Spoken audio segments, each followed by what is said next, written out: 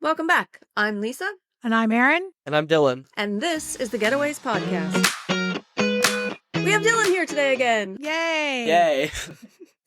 We are shaking it up today. Today's episode is going to be a little different. We're just going to talk about questions about moving to Europe and living in Europe that we have for each other. And then we have our Instagram and our podcast that people have written in and asked. So we're going to answer a few of those questions too.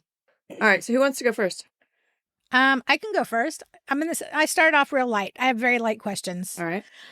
So my question is, what's been your favorite beach vacation that we've had since moving to Europe? Do you want me to recap where we've been? Elba Island, Sardinia, Sicily, Corsica, Croatia. Well, and Amalfi Coast, and all of mainland Italy. Well, I was going to say, and there's a lot of, Puglia, a lot of places within Italy, too. I don't know. You want to go first, or you want me to? I mean, you can't beat Sardinia. Sardinia is good. Sardinia is good. The blue flag beaches are great, and the water is just crystal clear.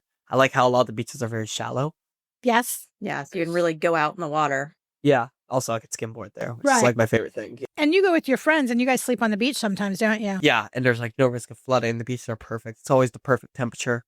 You feel safe sleeping Feel on the safe. beach? Perfect safe, yeah. So I don't know, because there's something, there's no place that I would be like, oh, I wish we hadn't gone there. I know, but if I said right now, we can only go back to one place, which would it be? I think Croatia. And why? Because the water is so, and it's a catch-22 because the water, it's rocky, but the water is so crystal clear. And the food, it's not Italy, but the food is good there. Mm-hmm. It's quite inexpensive once you get out of Dubrovnik. And there's so many islands and different places that you could go around. But I feel like I'm doing Italy, I'm being mean to Italy because that is what I always want to do at summer. But I think that if I had to pick one place and all things being equal, it would be Croatia. I mean, I'm going to have to agree with you for my number 2, at least, for Croatia, because not necessarily because of the water, but because of the stuff they have there. I mean, they have these giant inflatable, structures in the water that are they have jumps off of them and stuff. It's really fun. Like an obstacle course in the water, right? Sort of, yeah. But a lot more stuff to it than just an obstacle course. No. Yeah. Do you guys know what I'm going to say? Sicily. Yeah. Sicily all day. I could live in Sicily. I love Sicily. I love everything. The beaches are phenomenal. It has historical cities, which I really like. Right. You like the ice cream? I love the gelato. I love there's nothing about Sicily I don't like. Nothing. They have the best pizza in the world in Palermo too. That's my jam, Sicily. All right. What do you think is the biggest difference in your life from moving here? I'll go first. I mean, when somebody says that to me, the first thing that comes to mind is I sleep at night. In America, I don't want it to sound bad, but we got broken into several times. We got broken into while we slept. I just felt like if I didn't have the alarm on and all the doors locked and the curtains closed, and I still didn't fully sleep well at night. And since moving here, I don't think about what's going on in the house. If a picture falls downstairs, I don't get freaked out by it. I just sleep better at night. I feel so much safer in my own home. For me, it'd probably be... Let's go with a tough one. To say the quality of education, I would say. I feel like I'm having a lot more, better experience learning about different stuff at school and learning a wide range of stuff around the world compared to in America, where I just felt like I was learning stuff that was only based on American systems. I feel like I'm learning more of a global thing here. Mm-hmm. Yeah. I agree with that. I'm very happy with the education system. Do you feel a difference between Italian education and Dutch education? Well, I don't know if it's necessarily the fairest comparison because I went to 2 very different types of schools. Yeah. Because the Dutch education I'm going to now is more of an international education, the IB. It's not really home to one country. It's not like a Dutch education system. You're right. IB is sourced in Britain, but it's done all over the world. Basically, every country has at least a few IB schools. Okay, that's fair. But in Italy, I went to very Italian schools, but the curriculum are very different between the two. Okay. It's also very different from high school to elementary school, which is when you made the switch, right? Yeah, of course. So I would just say life in general, there was I felt for me, such a pressure to be working and doing something. And I see it when I'm walking my dog, whether it be Cash or Rex now. Like I was always in a hurry in the US. Like I was always trying to like, get the next thing done, and I was always just busy, and work was overwhelming and panicky and all of that thing. And I feel like I have a better perspective, and I'm like living a little bit more in the moment, and a bit, I don't even know if slower is the right word as much as it is like prioritizing differently. And I think, part of it might be age, but I think part of it is just like people don't work to, like that's not the number one priority. They don't live to work, they work to live. Yeah. And I think that is finally like really resonating and making sense to me. Yeah, I agree. Well, my first question is mainly targeted more towards Lisa. Okay. It's what's like the main difference of having a dog here compared to America? I mean, I think it's huge and it's so bananas, but I kind of just talked about that a little bit. Like I remember being in Italy and everybody stopping and like letting their dogs sniff, and everything being sort of like, I don't even know what the right word is, but just a slower pace isn't right because they're not doing it to be slow. They're doing it to allow their dog to have time, and like they're not hurrying. And I was constantly like, okay, we have 15 minutes to walk. We got to get outside. We got to walk. You got to pee. You got to do all these things. And it wasn't the best for the dog. And I think that here people really value their time of letting their dog out and to play and to socialize in a way that I didn't, at least I wasn't a part of in the culture in California. Also, I think that vet care is a little bit different in that it's more the vet.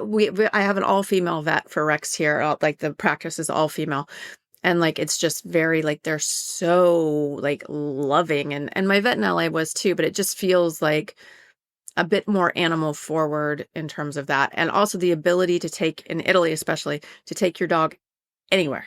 There's special shopping carts for dogs. They're allowed, France too. They're allowed in restaurants. It's pretty free here. It's free here, but the difference here is I don't feel like dogs are allowed everywhere, but the places that they are allowed, like there's so many parks and so many recreational areas, they're all off leash.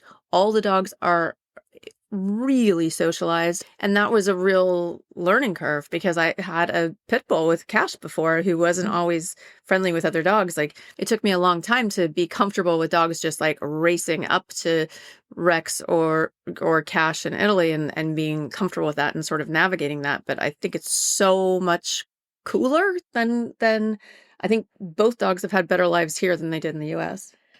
Okay, so I'm going to do my second question. These are all skewed towards my personality. What's the difference in grocery stores between Europe and America? As you're a grocery store worker. Being a grocery store worker has kind of given me a different perspective here. I mean, the main thing is just how streamlined the transparency is for how healthy stuff is. If something's unhealthy, they'll very much tell you. Like, there are still a lot of unhealthy stuff, which is common in America, but for that stuff, they say, like in a lot of grocery stores, they have this like a little score thing, which goes from a scale to A to D. Oh, this cereal product is a D, and this cereal product is an A. They're only really comparable with each other, like with the categories, but it can still give you a really good basis. They're very transparent about what's healthy, and they'll even organize it in the healthy section, unhealthy section, compared to America, where it's all mixed and also very hard to tell what's healthy. Yeah. Mm-hmm. Lisa? Well, I think that the grocery stores depend on what country you're in.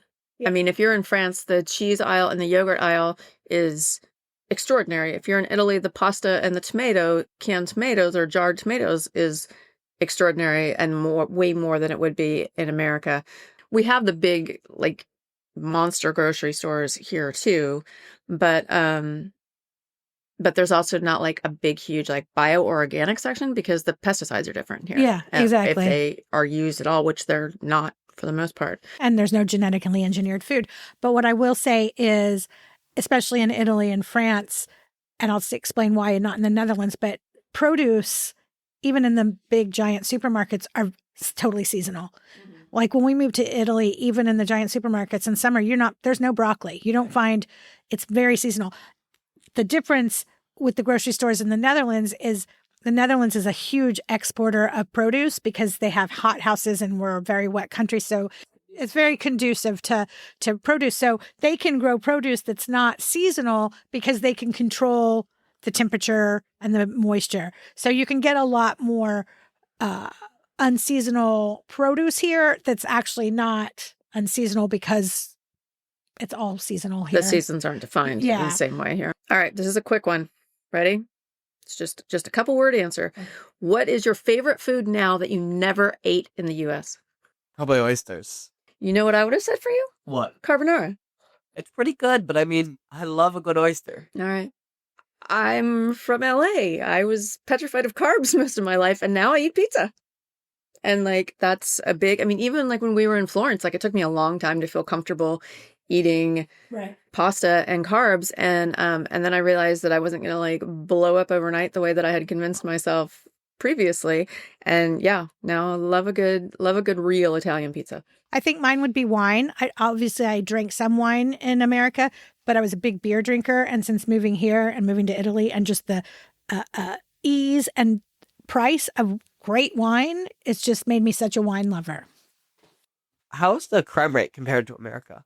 As I mentioned before, I feel like the crime rate is, I feel much safer. I felt much safer in Italy. I feel much safer here than I do in America. What about you guys?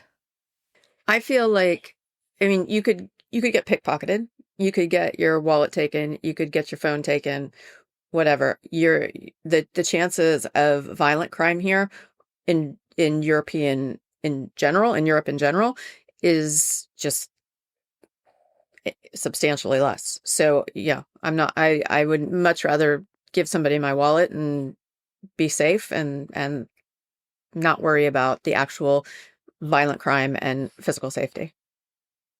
So my last question is, do you miss anything about the United States? People excluded, obviously. Obviously, yes. Yeah. Candy.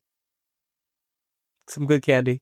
They have some really good candy there that I still like. Takis, Sonic. Eeps, Sonic, junk food, really. Like, I know it's unhealthy, but sometimes I like a good junk food and they just don't do it well here.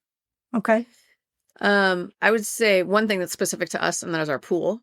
And the second one I would say is Postmates. Like the ability to just order from anywhere and have them come to your house, whether you're sick and you need someone to go to the pharmacy for you and pick up, Advil, or go to your favorite restaurant and get meal. Like there's not that level of convenience here. All right. Your last question, Lisa?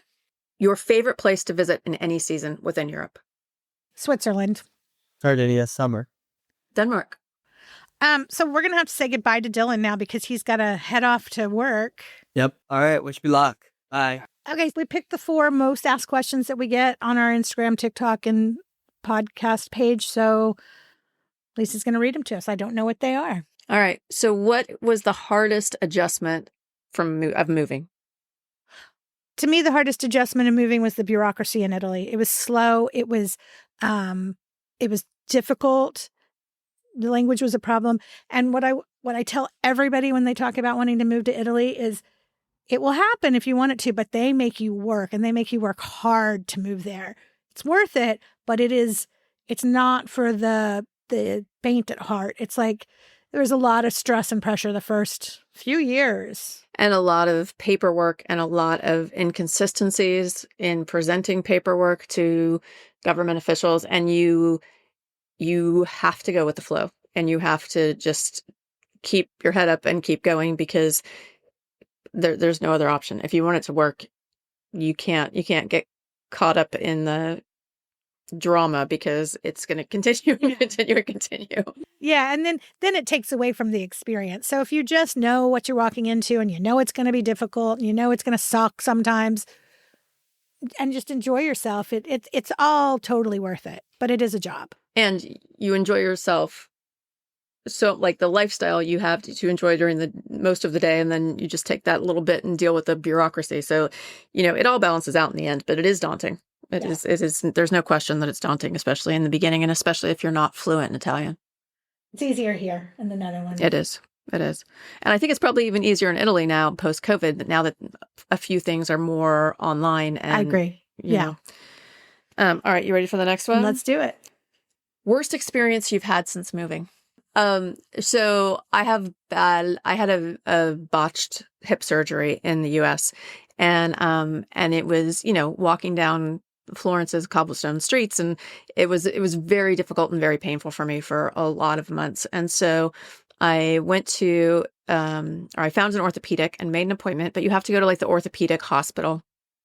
And it was quite far from our house. I mean, I ended up having to take a taxi because it was just a difficult transport. And so, it's just stressful, and, and nobody wants to go to the hospital. Nobody wants to be in pain. There was a lot of things that were building up in me. And then I got in there, and I had a number of where I was supposed to go. And this was the first time I'd been to the doctor, I think, in Europe, right? And so I'm sort of meandering down looking for this number and whatever. And I'm in a wing of the hospital that is hospital rooms, like traditional hospital rooms, like you would see in the US. And like there's the nurse's station and there's hospital rooms. And that number is right there. And I'm like, well, that can't be right. So I go back and I try and find somebody. And the people don't speak English, and they are very frustrated with me that they don't know what I'm saying. And it just sort of snowballed, and I just burst into tears because I was so frustrated and so confused and so convinced that I was in the wrong place doing the wrong thing. And some stranger woman came up and grabbed my arm and pulled me up to the nurse's station and started yelling in Italian, and then turns around and looks at me and she goes, "I will take care of this." And she did. And she figured out where I needed to go. And I was right, but it just didn't look like, because doctors in Europe, especially in Italy, like they don't have people outside. Like there's not a reception area where you go and check in. The doctor just opens their examining room door and yells your name and you go in. And that was not at all what I was expecting. But in that moment, it was so overwhelming and traumatic. And obviously it ended up being totally fine. And I love the Italian medical system now. But that moment was daunting. Yeah. And I came home still crying, I think. Yeah. I don't know. I really don't. There's been nothing that's traumatized me, I don't feel like, since being here.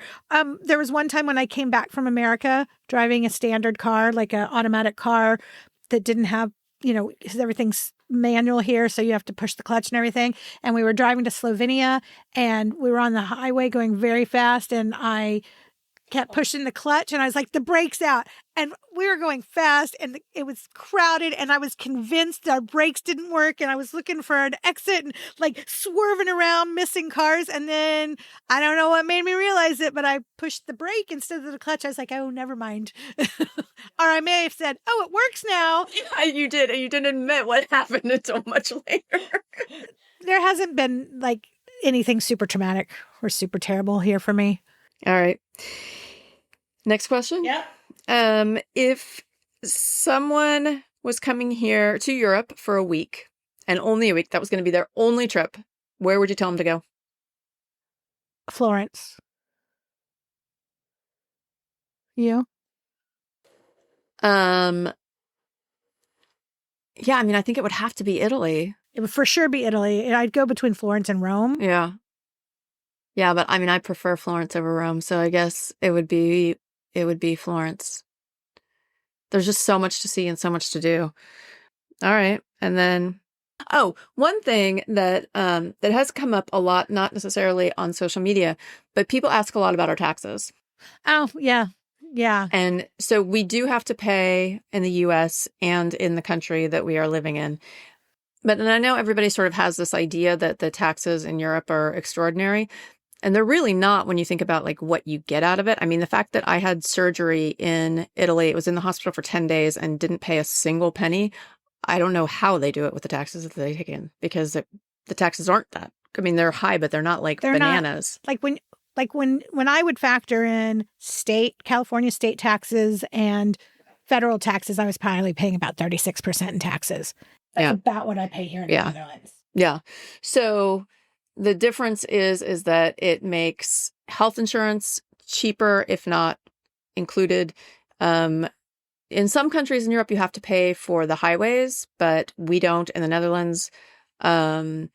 So, it's a balancing act, but it's not some big daunting tax bill. Like, I think a lot of people have that impression. All right. Well, I hope you've enjoyed this episode. It's something different, but we might try to do this every once in a while because we do get a lot of questions. So yeah, this is obviously something we haven't done before. We would love to know what you think. If you want more of these, if this is interesting, or if you prefer cities, hit us. Let us know what you like and what you want to hear. Check out our website, www.thegetawayswithaz.com, and we'll see you next week. Thanks, guys. Bye.